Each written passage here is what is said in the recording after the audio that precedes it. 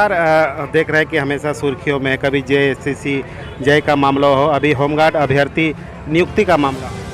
निसंदेह कहीं ना कहीं जो करप्ट सिस्टम आज जो पूरे भारत के साथ साथ झारखंड में लागू है, कहीं ना कहीं दो चार लोग ऐसे हैं जो अपनी अभिलाषा, अपनी जमा पूंजी बढ़ाने के लिए, अपने आप को मसीहाबाद, अपने आप को सर्वस्व बनाए रखने के लिए कुछ लोग यहाँ अधिकार को पतन कर रहे हैं, हनन कर रहे हैं। उसी क्रम में आज ये होमगार्ड की बहाली है। ये 5 साल से संघर्ष कर रहे हैं, लगातार ये न्याय की गुहार लगा रहे हैं, भीख मांग रहे हैं। साफ शब्दों में कहा जाए ये भीख मांग रहे हैं। लेकिन दुर्भाग्य की बात है, सरकार ने अब तक सुना नहीं है, सरकार ने इनकी कोई सुध ही नहीं ली है और आज भी ये लाचार बेबसों की तरह आंदोलन कर रहे हैं और सिर्फ आंदोलन कर रहे हैं। क्या आपकी बात, आप यहाँ पहुँचे तो आपकी बात अब सरकार सुनेगी क्या? अभी चेहरा चमकाने। देखिए दादा, चेहरा चमकाने का तो सवाल ही नहीं है। अगर ठीक है, अगर कुछ पल के लोग मानते हैं भाषा आंदोलन के बाद अगर हमको ये आंदोलन हम 2019 से कर रहे हैं, ठीक है, आपने जो सवाल किया है, आप पत्रकार हैं, आपके हर सवाल का हम सम्मान करते हैं। हम 2019 से आंदोलन कर रहे हैं। हाँ, ये बात है कि हम लोग कभी फोटो में नहीं रहते। आज भी मेरा आईडी, हम दूसरा कोई अगर मेरा फोटो पोस्ट करता है लेकिन हम स्वयं नहीं करते। तो 2019 से आंदोलन कर रहे हैं। आपको जो भी डॉक्यूमेंट चाहिए, रांची जाने का लेकर से मंत्री से मिलने तक का, भाषा आंदोलन से पूर्व हम इस आंदोलन में भागीदारी हैं। तो चेहरा चमकाने से कोई मसला नहीं है। ये लोग रांची अगर पैदल भी जाएंगे तो उसमें हमारी भूमिका रहेगी। कुछ लोग आप पर आरोप भी लगा रहे हैं कि आप एक तरफ भीड़ जुटा रहे हैं और दूसरे तरफ यहाँ के जो नेता है, जनप्रतिनिधि है, वो लगातार झारखंड को लूटते जा रहे हैं। तो जाहिर सी बात है, अगर वे लूट रहे हैं तो उसी के अगेंस्ट में भीड़ जुटा रहे हैं। हम उनके समर्थन में तो नहीं जुटा रहे। चमकाने के लिए। अच्छा, एक बात बताइए, अगर भीड़ जुटाना आसान काम है तो जाइए, लाखों खर्चा करने के बाद आज भीड़ नहीं जुटती है। ये प्रेम है, ये जुड़ाव है, उनसे मेरा अपनापन है और वास्तव में ये लड़ाई उनकी है, इसीलिए लोग सुनने आ रहे हैं। भीड़ जुटाना उसको कहते हैं जब घर से टेम्पो में 150-200 दे के भरा जाता है। कल बारिश थी रामगढ़ में, लोग ऐसे तिरपाल ओढ़ लिए, फिर बारिश हुई, बोले नहीं सुनेंगे। आप बोलिए, आप इतना दिन बाद आए हैं, 1.5 महीना बाद आए हैं।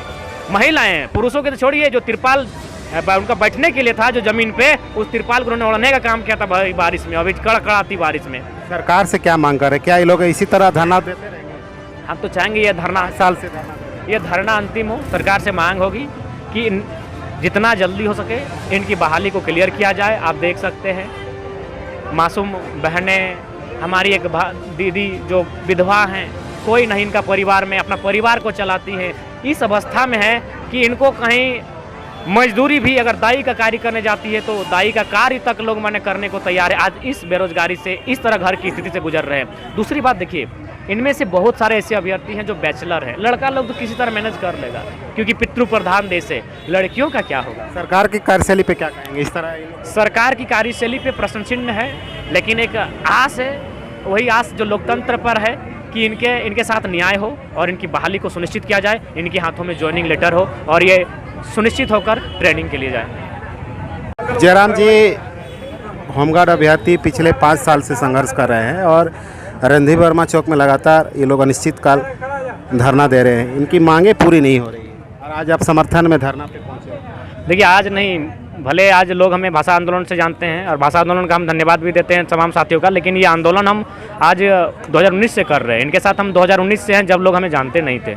उस समय से इस आंदोलन में इनका साथ हैं और कदम से कदम मिलाकर हम हमेशा चलें, चाहे मंत्री के पास जाना हो, धरना देना हो, आप पैदल मार्च करना हो या फिर रांची जाना हो, हमेशा साथ चल रहे हैं और आज भी इनके साथ हैं और कल भी जब हमें आंदोलन की जरूरत पड़ेगी हम अभ्यर्थियों के साथ हैं, क्योंकि हम भी एक स्टूडेंट रहे हैं। दूसरी बात, मेरा भी जो पहला लक्ष्य था वो डिफेंस का था। भले हमको गोदना था हाथ में, इसीलिए हमको छटिंग हो गया, लेकिन हम भी समझ सकते हैं कि डिफेंस जो होता है वो किस प्रकार तैयारी करता है। और देखिए, डिफेंस की जो तैयारी होती है और डिफेंस की जो बहाली होती है, उसमें कोई अनफेयर नहीं होता है, दौड़ अनफेयर नहीं होता है।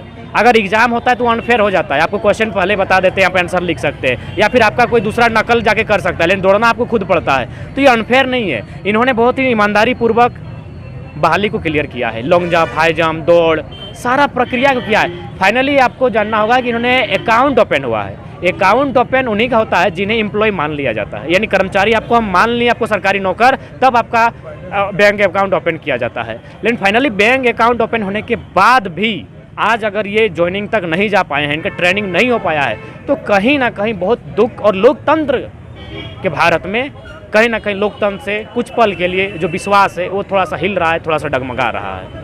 पीछे देखिए बैनर में लिखा हुआ है, टुंडी विधायक मथुरा मातो न्याय करे, पूर्णिमा नीरज सिंह न्याय करे। क्या अभी तक ये लोग सूझ लिया है कि ये लोग यहाँ पे धरना पे बैठे हैं? इससे पूर्व एक आध विधायक जिनमें मथुरा महतो भी, उन्होंने भी इस बार का जो धरना बैठे हैं, अभी तक कोई नहीं आया है। इससे पूर्व में जो 2 साल पहले 3 साल पहले उन्हें मिले थे, उन्होंने आश्वासन भी दिया था, कुछ लोगों ने विधानसभा में प्रश्न भी किया था, लेकिन फाइनली सब दब के रह गया। लेकिन अगर ये जो नए आंदोलन की फिर से जो हम शुरुआत हुई है, नया जो धरना दिया गया है, इसमें अभी तक कोई जनप्रतिनिधि, जो हमारे 6 विधायक हैं जिले में, सांसद हैं, ये लोग जो है कहाँ के रहते सभी धनबाद वासी हैं, सभी धनबाद के हैं। और होमगार्ड अभ्यर्थी जो जनमीन होते हैं, आप भी जानते हैं, ये लोग लगभग बहुत ही निर्धन परिवार के छात्र होमगार्ड बनने की उत्कंठा रखते हैं, अभिलाषा रखते हैं। 5 साल से ये लोग संघर्ष कर रहे हैं और उम्र भी खत्म होता जा रहा है। जी बिल्कुल, उम्र सीमा लगभग समाप्त हो चुकी है।